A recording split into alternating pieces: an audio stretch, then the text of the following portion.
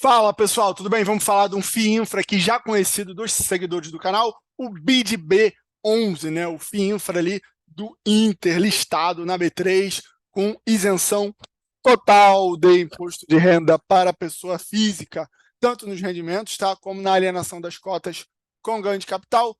Vamos para algumas características rapidamente aqui, tá?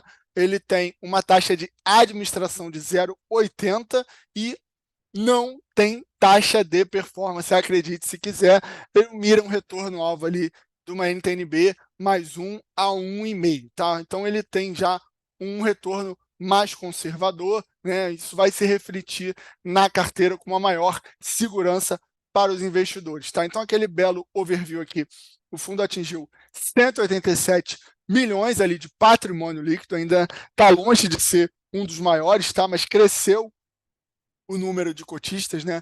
Quase 14 mil aqui, 13.909, né? Um fundo que já está diversificado. A gente vai ver a carteira com mais detalhe, tá? Tem uma cota patrimonial de 89,25. Tem não, né? Na verdade, fechou a cota patrimonial em 89,25 na data de fechamento desse relatório aqui, tá? Ele distribuiu 89 centavos por cota, absolutamente isento do imposto de renda, tá? O que dá um yield ali de quase 1%, né, de 0,97% mensal, tá? A gente vai ver se ele está negociando com ágio ou com desconto já já. E vale a pena, né, ressaltar aqui alguma das características trazidas aqui pelo gestor, tá? Que é a parte do mercado de crédito, né? A gente teve lá atrás a questão dos CRAs e dos CRIs, né? Foram modificadas as regras também da LCI, LCA, tributação ali de fundos exclusivos, né? Isso provocou ali uma migração para os veículos isentos que sobraram e isso está comprimindo ali os spreads, né? Tem uma nova debênture ali de infraestrutura que ainda não saiu do papel, né? Cujo benefício é destinado às grandes empresas emissoras. Vamos ver como isso vai chegar no mercado, porém, essas debêntures elas não são elegíveis aos fundos isentos, como é o caso do BIDB, né? Então, o que eu estava falando para vocês é justamente, né, por essa maior demanda do que a oferta, uma compressão das taxas, né, que torna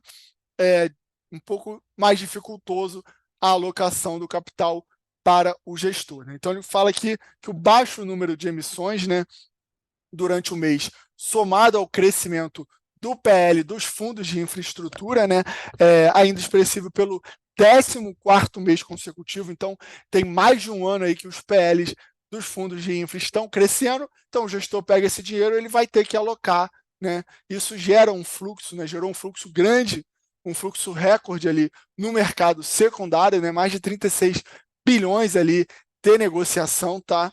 E com isso o gestor tem um pouco mais de dificuldade de alocação, né? Então está aqui a carteira deles, né? Eles não colocam em ordem de peso aqui, eles colocam, né, em ordem alfabética dos tickers, mas você tem as maiores posições dele aqui, são essas três, né? A Metro Rio ali com 5,19, o Anemos, né, que é a geração de energia, com 5,81 e o Algar, que é telecom, com 5,76, tá?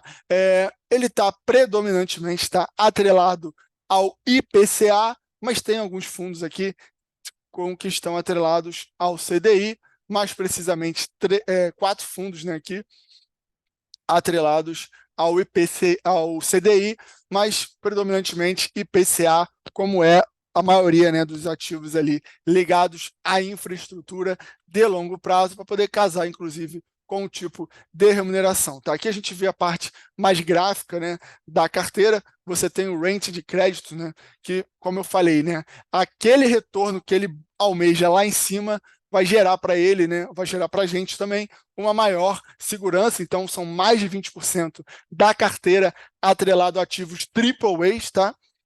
22, né, com double A com perspectiva positiva, 24 double A, quase 19 aqui, 41 com double A perspectiva negativa, 8,7 em a mais e apenas 4,8 sem range de crédito. Realmente uma carteira bem segura, talvez mais conservadora que essa carteira, só o Cadif, que a gente também tem vídeo aqui no canal recentemente. Tá? Em termos de exposição, geração de energia com mais de 27%, rodovia, né, que é visto como um setor um pouco mais arriscado, né, com 25%, telecom, né, tem uma representação forte aqui no BIDB, geralmente, né, em termos de mercado não costuma ser tão representativo, mas no BIDB vem com força, né, com quase 20%, e os demais aqui, posição menor, saneamento ainda relevante também, com 12%, tá certo?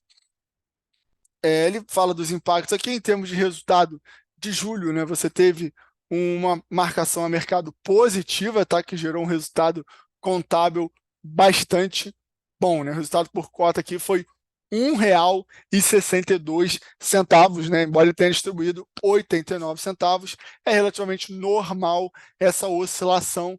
Depende muito aqui, né? Da parte, né? De fechamento aqui de ganho de curva, né? Quando a curva abre, em geral, você tem perda. Quando a curva fecha, em geral, você tem ganho, claro, dependendo da onde você comprou, tá? Então, reforçando, né? O fundo pagou 89 centavos por cota, fechou a cota de mercado em 92, então a gente vê que ele fechou com ágio, tá? Sobre o seu valor patrimonial, um dividend yield de 97%. Aqui um pouco do histórico, tá? De distribuição. Você vê que até que teve uma queda ali em relação a junho, né? Em relação, em geral, que ele vinha pagando desde janeiro de 24 ali, e você teve, mesmo com essa queda, um aumento ali no seu valor de mercado, né, R$ 92, o que demonstra, né, uma melhora ali das condições de mercado em geral, e demonstra antes também que ele estava até mais barato, né? Então a gente vê que tem um pequeno ágio aqui em relação ao valor da cota patrimonial, e aqui, muito importante, tá?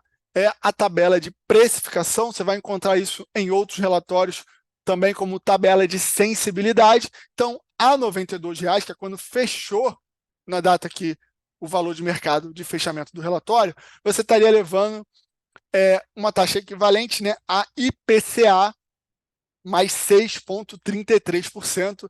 Lembrando que isso aqui, além da isenção, né, que eu já falei, é líquido já dos custos, né? Então, isso aqui é o que estaria sobrando já depois de pagar o gestor e considerando a isenção, né? IPCA mais 6,33%.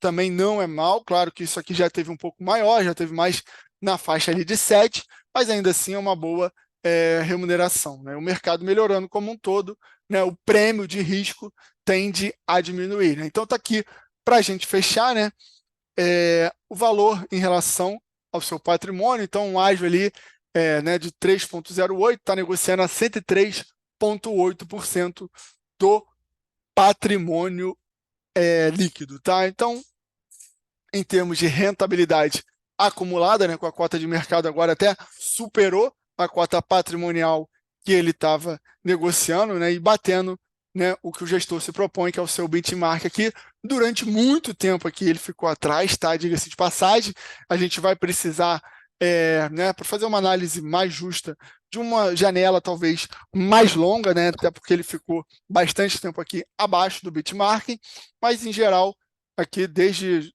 2024 aqui, janeiro, né, você vê, cruzou a linha e ele se manteve e está até aumentando a distância em relação ao seu benchmark. Tá? Aqui ele vai descrever todos os ativos aqui, né, para você saber exatamente, né, o que está por trás aqui dos ativos, né? Você vê ativos aqui de Telecom, né, Americanet, Via Brasil, que é uma rodovia lá do Mato Grosso, enfim, AES Brasil, né, empresa de geração negociada em bolsa, tá? Não vamos falar cada um aqui para o vídeo não ficar chato e extenso, tá certo? Então, por hoje era isso, falamos do BIDB novamente, a gente já gravou aqui, inclusive, entrevista com a gestora. É isso, não deixe de se inscrever no canal, fica por aqui para ficar ligado sobre os FIINFRA, FIAGRO, fundo imobiliário, todos os ativos aí voltados para renda, né? Dinheiro no seu bolso todo mês. Valeu, grande abraço.